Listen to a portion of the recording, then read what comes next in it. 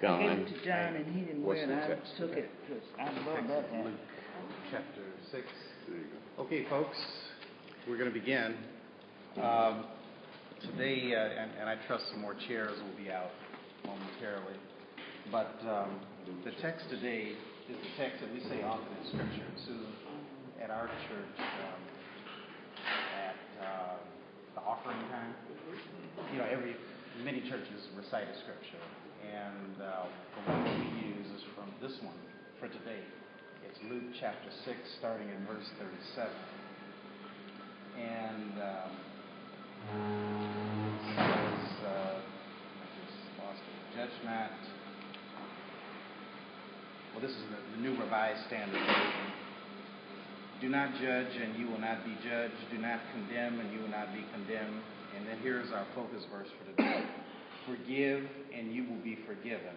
Give, and it will be given to you. Good measure, pressed down, shaken together, running over, will be put into your lap. For the measure you give will be the measure you get back. And why don't we say it the way we say it at church? Judge not. Judge not. And you will not be judged. And you will not be judged. Condemn not. Condemn not. And you will not be condemned. And you will not be condemned. Forgive. Forgive. And you will be forgiven. And you will be forgiven. Give. Give. And it shall be given to you. And it shall be given to you. Good measure. Good measure. Pressed down. Pressed down. Shaken together. Shaken together. Running over. Running over. Will be put into your lap. Will be put into your lap. For the measure you give. For the measure you give. For the measure you get back. All right. So the word for today is forgiveness. Forgiveness. Yesterday, that's where we left off. Brother Greg writing is reminding me of my brother. I had a brother named Emery who he'd sit down for dinner and family dinner, and Emery would lift up a discussion question and get everybody upset, and then he would step back and laugh. And I said, Greg, now he's not here. He's asleep. I don't want to wake him. But I think it's a powerful question. Where he left us yesterday was his searching with forgiveness, and how difficult is it to forgive when you know the horrors, the injustice that has happened to your people, your ancestors, and our ancestors. And I don't know if anybody here has been pondering the same issue, the issue of forgiveness, or maybe the converse of forgiveness, which is anger. I don't know if anybody here has felt anger, but I'd just like to open up the floor. We're here in Ghana, in Accra, Ghana, but we've been in Cape Coast. We've been to the Cape Coast slave port. We've been to the slave port at Elmina. Yep. And we've seen the dungeons. We've seen the male cells, the female cells. Yep. We've seen the deportation walkway. We've seen the door of no return. And I'm just curious, what are your reactions to all this in terms of anger and forgiveness? And John, why don't you come over here so you can show everybody else too. So, just thoughts. Has anybody here dealt with it, or is this just something that is a non-issue to you? For me, it's such a large feeling and emotion. Individual prejudice that I face from time to time, I can deal with it, but sometimes there's a larger scope of prejudice that comes up that I find myself again having to address it. So maybe I have never forgiven. It's kind of like a push down at the time. When it comes up again, like talk about it being like a slippery pig. You have it, you think you got it, then it slips away from you, and then it comes up again. So it rises up. And when I got here, going through, walking, visualizing, putting myself in the place of my ancestors, came up again, and the supremacy thing. It seems to be around the world. I just don't know how. They didn't say it the way I do it. I don't know how white people around the world supremacy and get away with it in so many factions.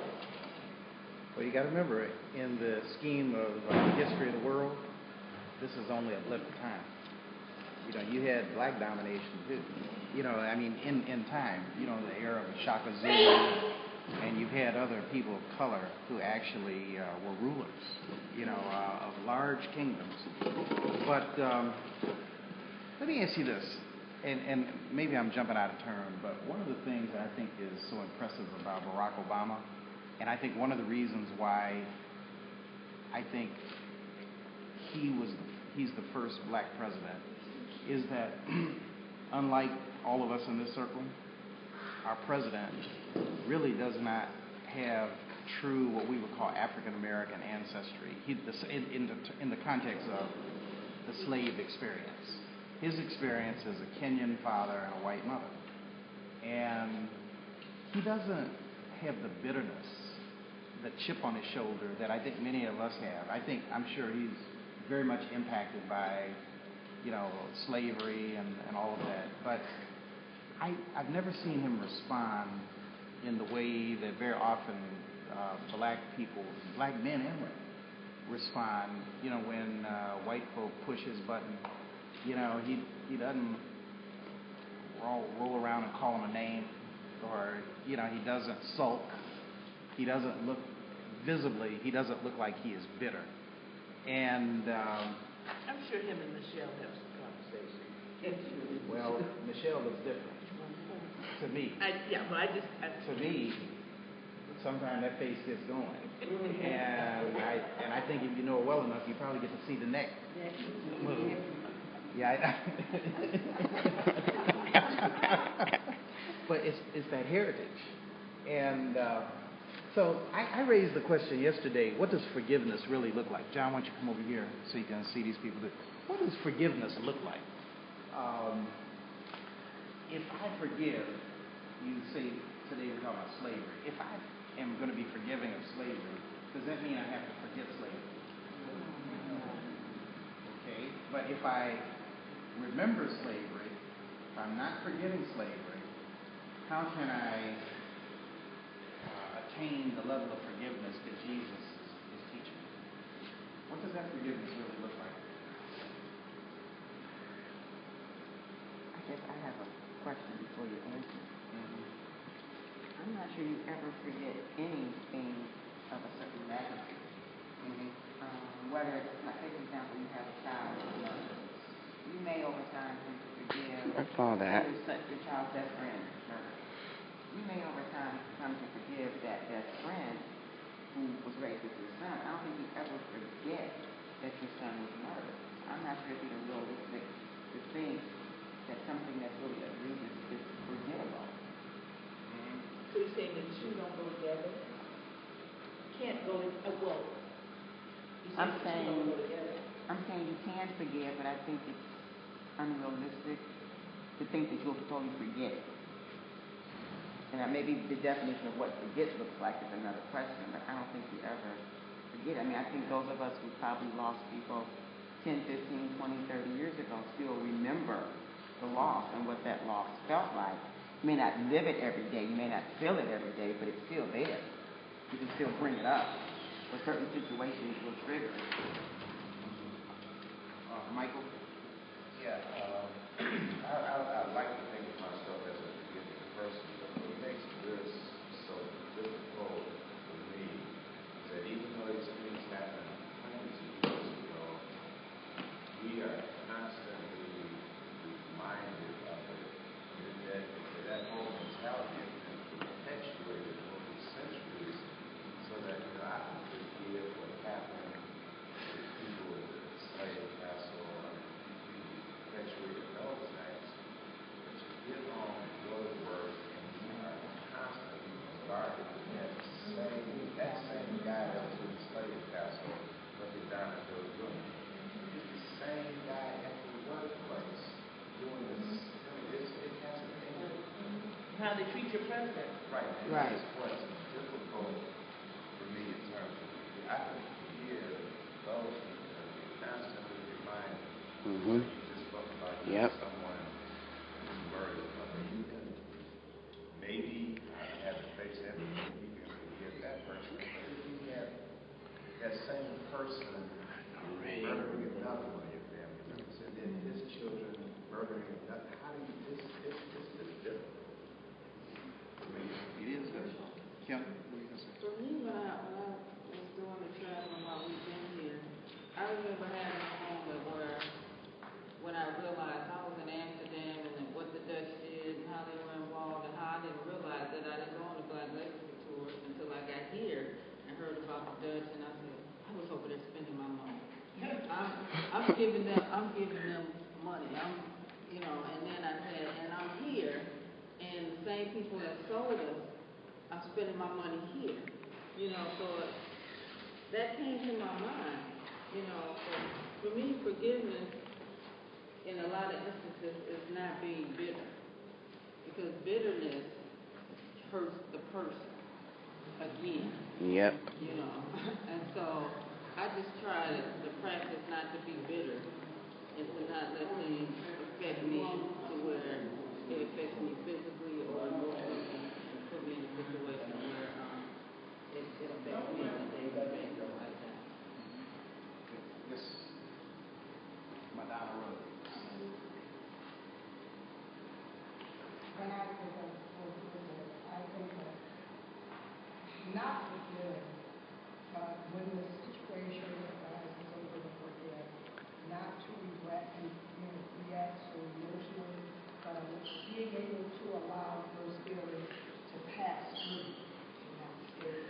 It's happening, can't stop it.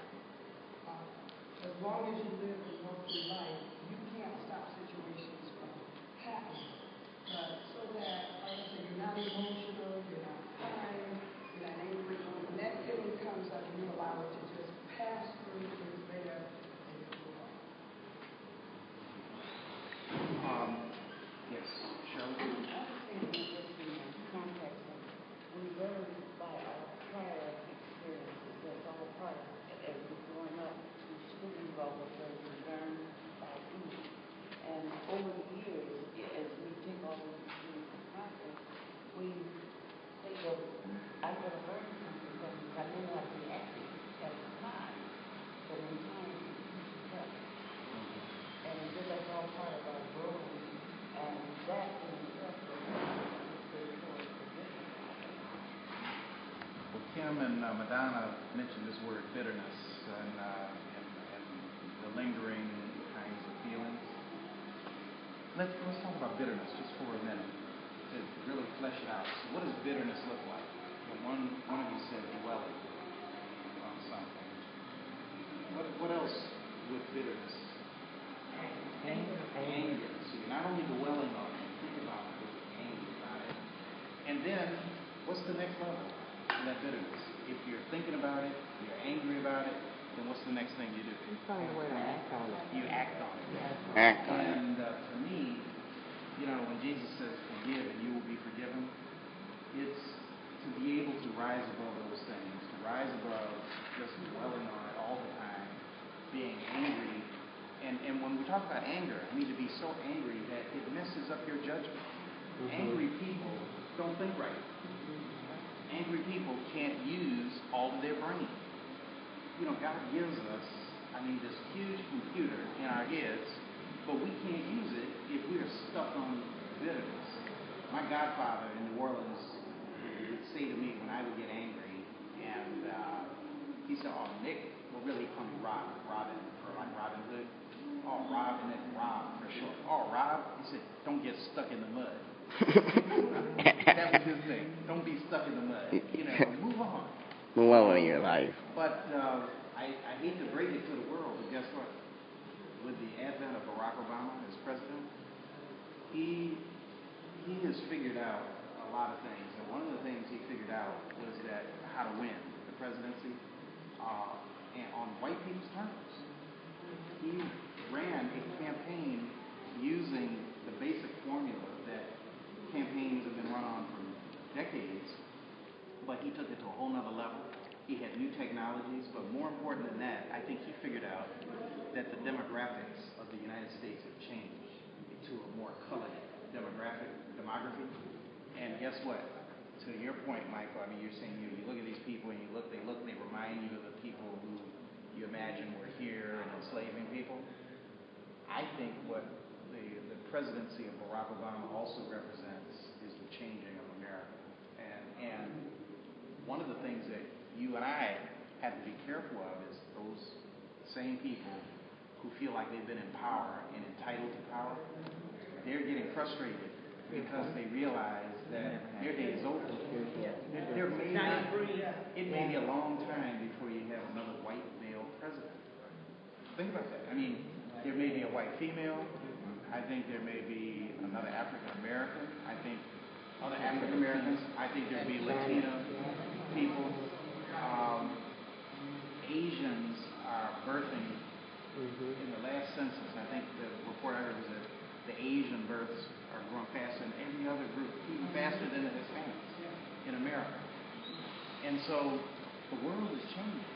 And the people who see their power slipping are the ones who will fight back most. But the difference this time around is that I think the reason why the Dutch and the British were able to, perpetuate the slave trade, and the Portuguese, is that they had better technology than everybody else. They had the gun and the bullet and the powder. But the playing field has been leveled now. It's been leveled. And I think that's where some people will be very resistant and very frustrated because they realize that just because you walk into a room and you're white, you don't necessarily get any cool points, for that. So, I don't know if anybody else has any last thoughts that you want to share about forgiveness, bitterness, how you rise above it.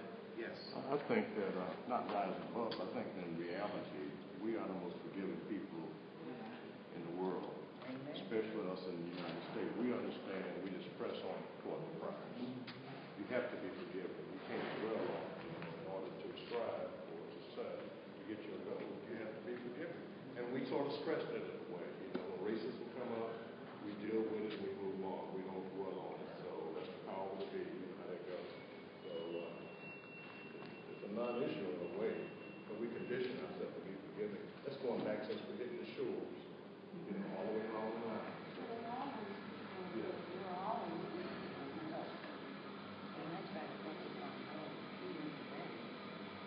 Everybody isn't doing all of that stuff. Think about that. That's a good point. Not just during slavery and not just during segregation, but even now.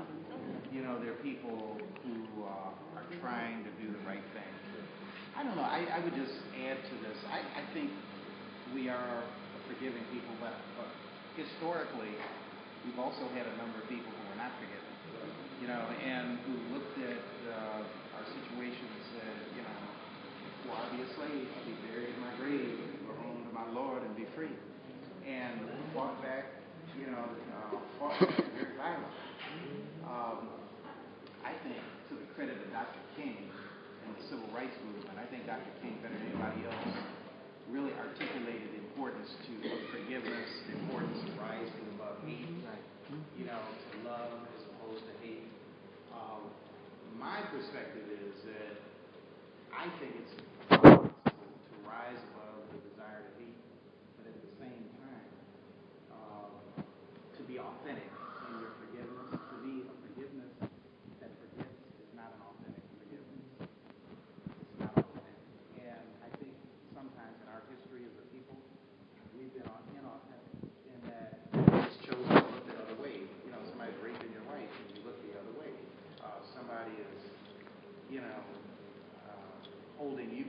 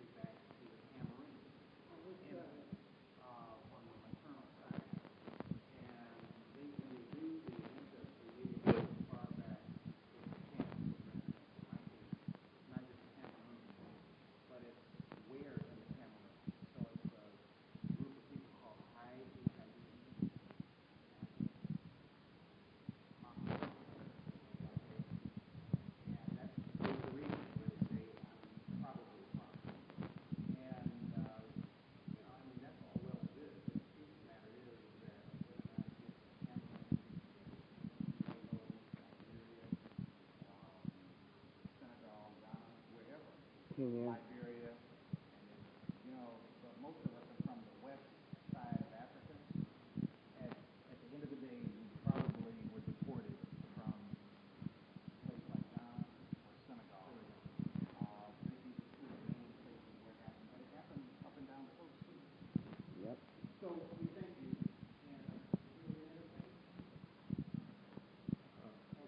And Nick, well, briefly, for those not aware, on the fourth Sunday, we have Dr. Asphalt and Dr. Quay speaking at the library in Ethiopia at 8:30 that would sort of enforce some of the issues you've discussed in terms of their, remarks, more likely. So if you're in town or church, come to Plymouth on the fourth Sunday. that's a very good point, Willie. And, Dr. Asfal is Ethiopian by birth, and Dr. Quay is Liberian by birth. And it's interesting, both of them are doctoral people. Asfal is a medical doctor. Quay is a PhD chemist. But both of them came to America with different paths, but kind of similar. That they really had the help of other people to get them out of their native land so that they could better themselves through education. I think it would be fascinating, and they represent the two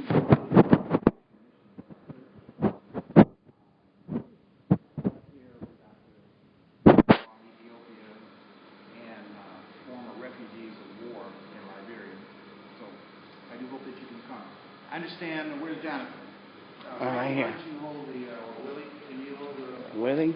Okay. Why don't you hold it? turn around the other way?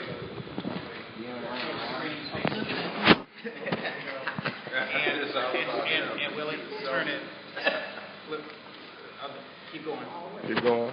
Keep going. So just so the camera is up. Yeah, there you go. There we go. We got it. Camera is your top. Okay.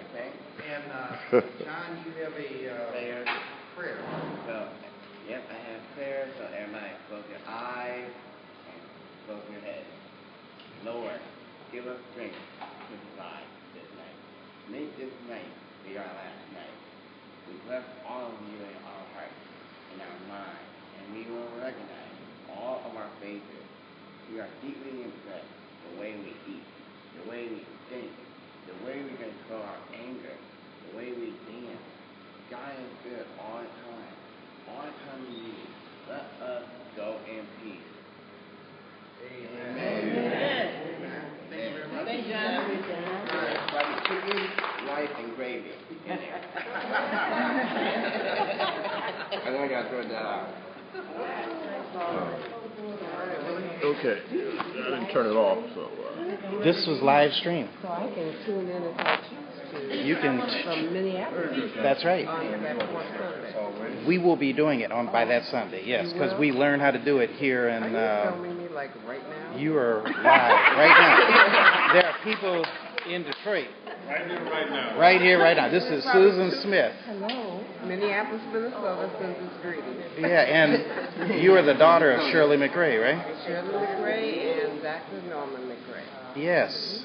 And so, has this been a bonding experience for mother and daughter? This is the first time I've been alone traveling with my mother without another sibling or spouse. So you've had her all to yourself? Oh, isn't that nice? It was very nice. It's an honor. And Shirley? To escort her. Oldest or youngest, where are you? I'm the third. What's it like having your daughter with you on this trip? Oh, it's wonderful. Wonderful? Uh-huh. This much attention. Yeah, soak it up. Soak it up. Yeah, I'm Right. soaking it up too, because, All right. All right, who's hungry? Well, let me just, Susan, put it on me. Hold it. And folks, we're getting ready to sign off, but thank you again for tuning in. This is our first time trying to live stream, and